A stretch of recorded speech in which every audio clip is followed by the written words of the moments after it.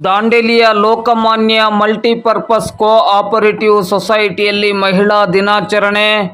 ದಾಂಡೇಲಿ ನಗರದ Lokmanya multipurpose cooperative ಸೊಸೈಟಿಯಲ್ಲಿ ವಿಶ್ವ ಮಹಿಳಾ ದಿನಾಚರಣೆ ಕಾರ್ಯಕ್ರಮವನ್ನು ಇಂದು ಬುಧವಾರ ಹಮ್ಮಿಕೊಳ್ಳಲಾಗಿತ್ತು.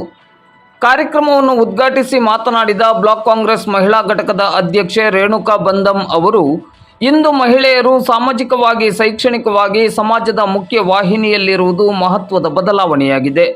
ಮಹಿಳೆಯರು ಸ್ವಾವಲಂಬಿಗಳಾಗಿ ಆರ್ಥಿಕವಾಗಿ ಸದೃಢರಾಗುತ್ತಿದ್ದಾರೆ.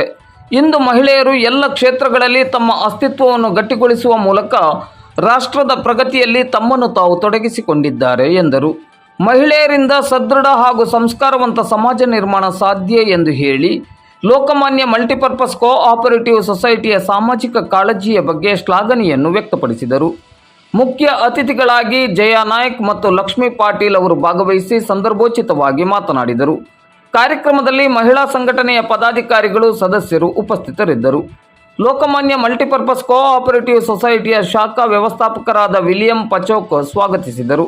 ಸಹಾಯಕ ವ್ಯವಸ್ಥಾಪಕರಾದ ಸಂತೋಷ್ ಕೇರ್ಕರ್ ವಂದಿಸಿದರು.